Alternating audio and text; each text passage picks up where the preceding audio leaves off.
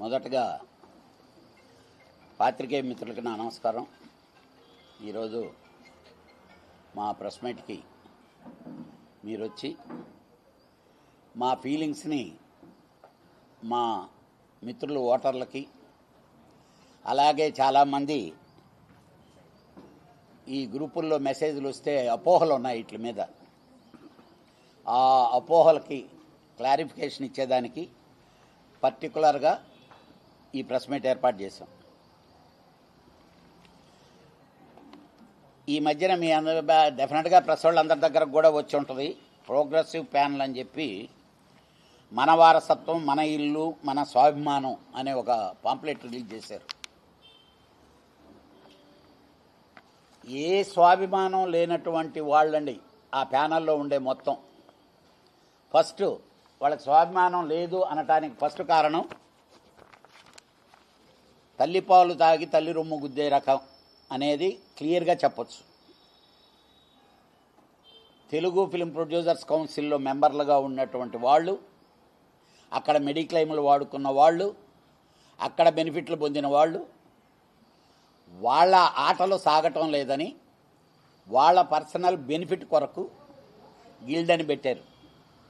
Sir, మేమందరం వ్యతిరేకిస్తుండేది గిల్డ్నే. రెండోది, చిన్న నిర్మాతలు ఎవ్వరికి కూడా సినిమా ఇండస్ట్రీలో ఛాంబర్లో కూర్చొని పంచాయతీ చేసే సమస్యలు ఉండవండి, చాలా తక్కువ ఉంటాయి.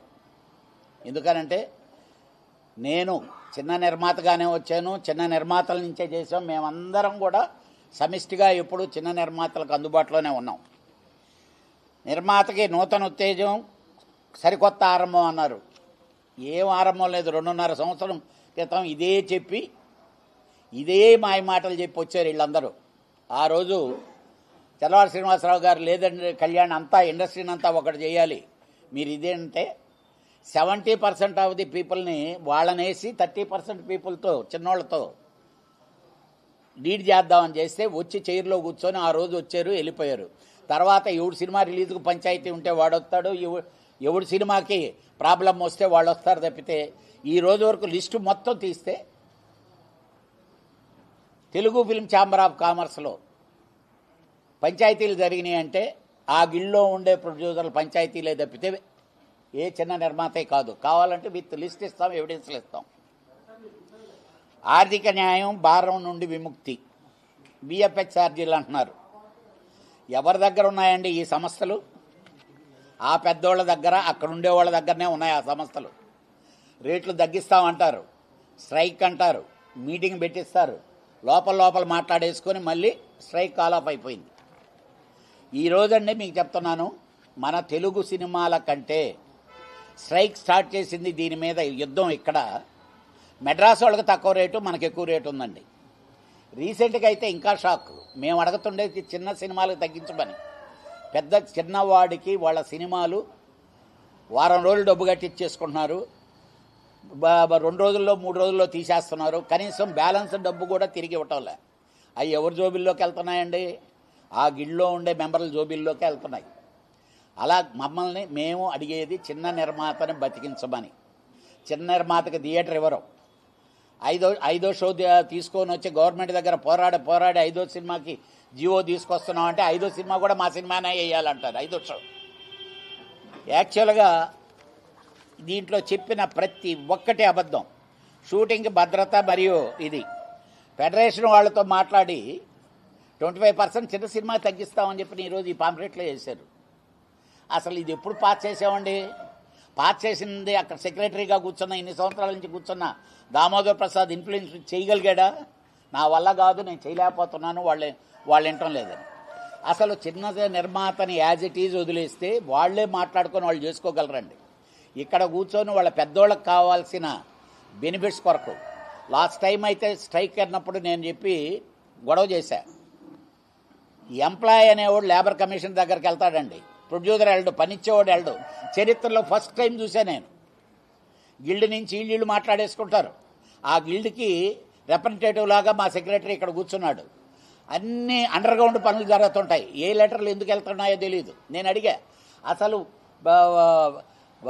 లేబర్ కమిషనర్ మీరు లెటర్ రాయాల్సిన ఉద్దేశం అసలు ఎందుకు రాయాల్సి వచ్చిందని అడిగితే ఆన్సర్ లేదు.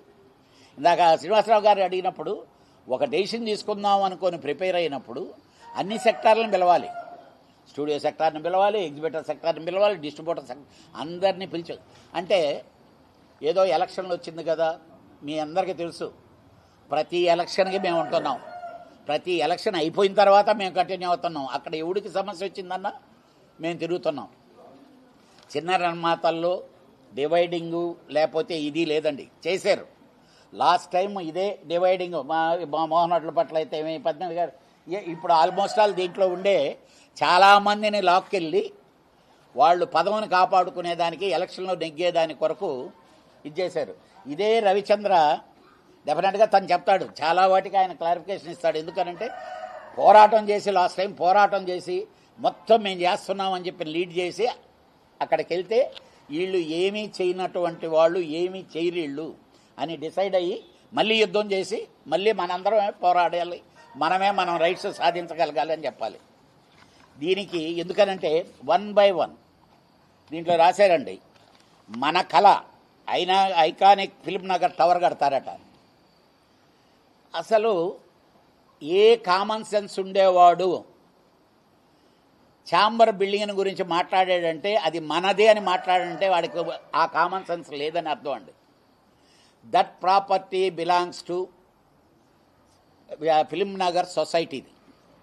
ఆ సొసైటీలో ఆ రోజు మనకి అద్దెకిచ్చారు తక్కువ అమౌంట్కి, ఇండస్ట్రీకి సంబంధించింది కాబట్టి ఆ సొసైటీకి సంబంధించిన ఆస్తి. వాళ్ళే మనల్ని బయటికి వెళ్ళిపోమని చెప్పలేదండి, వీళ్ళందరూ అబద్ధాలు చెప్తున్నారు. వాళ్ళు పిలిచి ఏం చెప్పారంటే, మేము కొత్త బిల్డింగ్ కట్టబోతున్నాము, మీరు అద్దెకుంటున్నారు, రీజనబుల్ ప్రైస్తో మీకు ఏమేమి కావాలో చెప్పండి, దాంట్లో కట్టించి మీరు ఓనర్షిప్ తెచ్చుకోండి. ఎందుకంటే రాబోయే రోజుల్లో ఎవరుంటారో ఏమో తెలియదు, దీని మీద ప్రేమలు అయ్యి సినిమా. ఎందుకంటే ఫిలిం నగర్ మొత్తం ఫిలిం నగర్లోనే సినిమా వాళ్ళు ఉండేది 10 మంది. ఫిలిం నగర్లో ఇచ్చారు సార్. రామానాయుడు గారి ఇల్లు రామానాయుడు ఇంటి కింద ఉందా? ఈరోజు పబ్ జరుగుతుంది. మాకు నిజంగా ఆ బిల్డింగ్ దగ్గరకు వస్తే బాధేస్తుంది. రామానాయుడు గారు నివసించిన ఇల్లు. అలాగే సోకాల్డ్ వీళ్ళందరి దాంట్లో ఏమేమి జరుగుతున్నాయి, దేనికి ఇచ్చారు, ఏం పోనీ ఇక్కడ అడుగుతున్నారు కదా ఆఫీసులు గీఫీసులు అని, ఆ ఇళ్ళని ఆఫీసులకి ఇచ్చి ఉండొచ్చు కదా. సినిమా ఆఫీసులుగా ఉండుంటే చాలా గౌరవంగా ఉండేది కదా. ఎందుకనంటే ఇది వ్యక్తిగతంగా అనేది కాదు, మనం మాట్లాడేటప్పుడు పర్టికులర్గా వీళ్ళందరికీ తెలియదు ఒకటి ఉందండి. ఎఫ్డిసి ల్యాండ్ ఉంది, Padmalaya studio back side FDC land ఉంది. 30 ఎకరాల నుంచి అలా అలా అలా అలా కుసించి 10 ఎకరాల లోపు ఉంది. ఈరోజు ఎఫ్డిసి చైర్మన్ మా దిల్ రాజే ఉన్నాడు కదా, పోయి ఎఫ్డిసిలో గవర్నమెంట్ని అడిగితే 1 ఎకరం ఇస్తే, అసలు 1 ఎకరం తీసుకుంటే సినిమా ఇండస్ట్రీకి ఇచ్చిందండి. అది ఫిల్మ్ డెవలప్మెంట్ కార్పొరేషన్ ల్యాండ్. అది దాంట్లో ఆశాశ్రీరావు గారు ఎఫ్డిసి చైర్మన్గా ఉండేటప్పుడు ఎప్పుడో డిజైన్ చేయించాడు. అన్ని ఆర్గనైజేషన్లకు ఒక ప్లేస్ ఉండేటట్టు, అలాగే చిల్డ్రన్ ఫిల్మ్ ఫెస్టివల్కి దాని కొరకు ఒక ఆడిటోరియం, ఇవన్నీ ఎవరికి తెలియదు. ఒక్కడిని చెప్పానంటే ఈ బ్యాక్గ్రౌండ్ ఎవరికన్నా తెలుసు, ఎవరికి తెలియదు. ఇది ఇప్పుడు ఫిలిం నగర్ సొసైటీ వాడిని పోయి అడుక్కోవటం ఎందుకు, లేకపోతే అక్కడ క్యాండిల్ వాళ్ళ స్వలాభం కొరకు క్యాండిల్ ఎత్తుకొని తిరుగుతున్నారు. అసలు ఏంటి ఆ సొత్తు ఎవరిది? దాన్ని తెలియకుండా పాపం బయట జనాలకు మాత్రం అన్యాయం జరిగిపోతుంది, బిల్డింగ్ పడగొట్టేస్తున్న. ఆ ఆస్తి మంద కానే కాదు, ఫిలిం ఛాంబర్దే కాదు, ప్రొడ్యూసర్ కౌన్సిల్ది కాదు, మేము అద్దెకుంటున్నాం. ఫిలిం ఛాంబర్ అనేది వచ్చే నెలలో ఫిలిం ఛాంబర్కి పీరియడ్ అయిపోతుంది. 2030 వచ్చేతలకి కౌన్సిల్కి పీరియడ్ అయిపోతుంది. ఇవి కాకుండా నలుగురికి పైన ఇవి ఉన్నాయి. అసలు వచ్చిన గొడవే ఆ సెకండ్ ఫ్లోర్లో 4 ఉన్నారు. ఒక గెస్ట్ హౌస్లు అని చెప్పి పెట్టుకున్నాం. ఒకటి మోహన్ బాబు గారికి ఉంది, ఒకటి కేఎస్ రామారావు గారికి ఉంది, ఒకటి సురేష్ బాబుకి ఉంది, ఇంకోటి మన కాజా సూర్యనారాయణ గారికి ఉంది. వాళ్ళందరూ ఇంట్రెస్టెడే. మా అశోక్ ఉన్నాడు.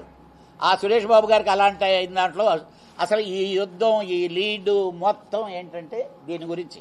ఆ అశోక్ ఏదో ఆఫీసు పెట్టుకున్నాడు, రెనోవేట్ చేసుకున్నాడు, దానికి నష్టం అయిపోయి మాట్లాడుకోవాలి. అసలు ఇది మాది, దీన్ని కాపాడండి, అది సినిమా ఇండస్ట్రీది కానే కాదు, ఫిలిం నగర్ కోఆపరేటివ్ సొసైటీది. సినిమా వాళ్ళు వచ్చేదాని కొరకు ఫిలిం ఇండస్ట్రీ గవర్నమెంట్ ఇచ్చింది, వాళ్ళ సొసైటీది. అందరూ 90% అమ్ముకొని వెళ్ళిపోయారు సినిమా వాళ్ళు. 10% ఉన్నారు ఈరోజు. బ్యాలెన్స్ 90% ప్రైవేట్ వాళ్ళే వచ్చి ఉండేది, వాళ్ళదే ఆస్తి. ఇంకా మన వాళ్ళు అక్కడ ఉన్నారు కాబట్టి మనకేదో చేద్దామనండి. ఇలాంటి తప్పుడు వీటిల్ని లీడ్ చేయటం అనేది కరెక్ట్ కాదు. మన ఎవ్వరి బాబు సొత్తు కాదు అది. అది only Telugu film Nagar cooperative society ఆస్తి. నెక్స్ట్ శాశ్వత కార్యాలయం ఇస్తారట, ఇవ్వమనండి, కాదంటున్నావా? మీరు ప్రయత్నించారా? లాస్ట్ 2.5 yearలో ఎప్పుడన్నా ప్రయత్నించారా? ఎఫ్డీసీ ల్యాండ్ ఉంది, గవర్నమెంట్కి ఒక రికమెండేషన్ పెట్టారా? లాస్ట్ 2.5 yearలో మీరు ఏ రోజున్నా డెఫినెట్గా ఇప్పుడు నెక్స్ట్ రవిచంద్ర చాలా క్లారిటీగా చెప్తాడండి. ఎందుకనంటే పోయిన తప్ప ఏటి కొరకైతే అతను అక్కడ పోరాడదామని వెళ్ళాడు, ఏమి జరగకపోతే ఇక్కడికి వచ్చాడు. దయచేసి మేము అడిగేది ఒక్కటే సార్, డెఫినెట్గా బంపర్ మెజార్టీతో మా ప్యానల్ గెలుస్తుంది. ఇక్కడ చిన్న నిర్మాతలందరూ ఏకమైతే ఏ పెద్ద నిర్మాత చాలడండి. ఈరోజు సంవత్సరంలో 250 సినిమాలు జరిగితే సోకాళ్ళు పెద్ద నిర్మాతలు తీసేది 30 నుంచి 35 సినిమాలు. దానివల్ల ఈ సినిమా ఇండస్ట్రీ బతకదండి. కొరవ 250 సినిమాలు తీసే చిన్న నిర్మాతలు, 250 సినిమాలు తీసే చిన్న నిర్మాతలు డబ్బులు మొత్తం పోతాయి. ఎవరికి రికవర్ వచ్చింది లేదు, ఓన్లీ 2% 3% పీపుల్కే రిటర్న్ వచ్చేది. కానీ వాళ్ళు లేకపోతే కృష్ణా జిల్లా కృష్ణానగర్లో ఉండేటువంటి ఎంప్లాయీస్ కానీ చిన్న చిన్న వర్కర్లు కానీ వీళ్ళందరూ బతకాలంటే ఆ చిన్న సినిమాలే కావాలి. పెద్ద సినిమాలు ఫిగర్లు లెక్కేసుకునేదానికి వాళ్ళు బాగా చెప్పారు, ఇక్కడ చెప్పారు 100 రోజుల దాకా ఓటీటీ మేము ఆపుతామని. అసలు ఎగ్జిబిటర్లు డిస్ట్రిబ్యూటర్లు కొన్ని సంవత్సరాల నుంచి పోరాడుతున్నారు, మీరు కనీసం 8 వారాలు ఆపండి అని. మేము ఆపలేకపోతున్నాం, మా సినిమా రిలీజ్ అవ్వదు మాట్లాడుతుండేది వాళ్ళు.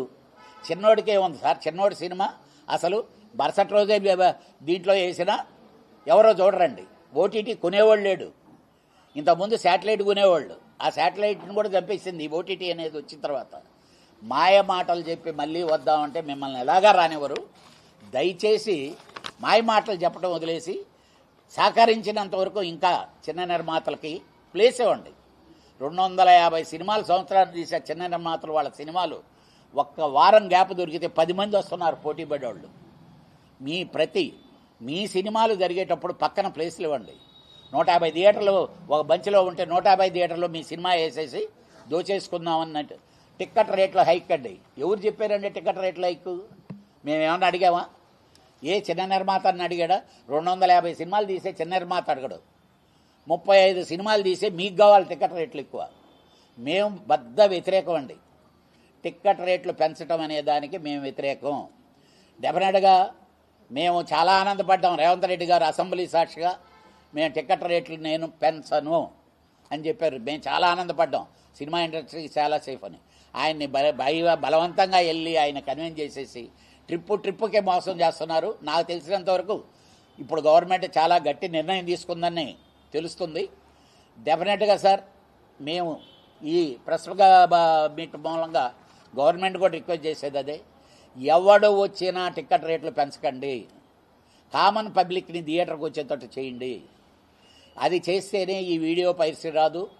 లేకపోతే ఐబొమ్మ రవిని పట్టుకోవాల్సిన పని లేదు, ఇంకోళ్ళని పట్టుకో. మీరు థియేటర్లో ఫెసిలిటీస్ తక్కువ రేటుకి సినిమా చూపించగలగండి, ప్రేక్షకుడు వస్తాడు. సినిమా బాగుంటే చూస్తాడు, బాగాలేకపోతే చూడండి, అది ఎప్పుడు ఉండేది. కనీసం వాడు థియేటర్ దాకా వచ్చే మైండ్ సెట్ ఇవ్వాలని. అలాగే మన ప్యానల్ అన్ని సెక్టార్లో, distributor sector, exhibitor sector, studio sector, producer sector, అన్ని సెక్టార్లలో మన ప్యానల్ ఉందండి. ఆ మన ప్యానల్కి ఓట్లేసి గెలిపించమని చెప్పి మేము తెలియజేసుకుంటూ రిక్వెస్ట్ చేస్తున్నాం. Thank you.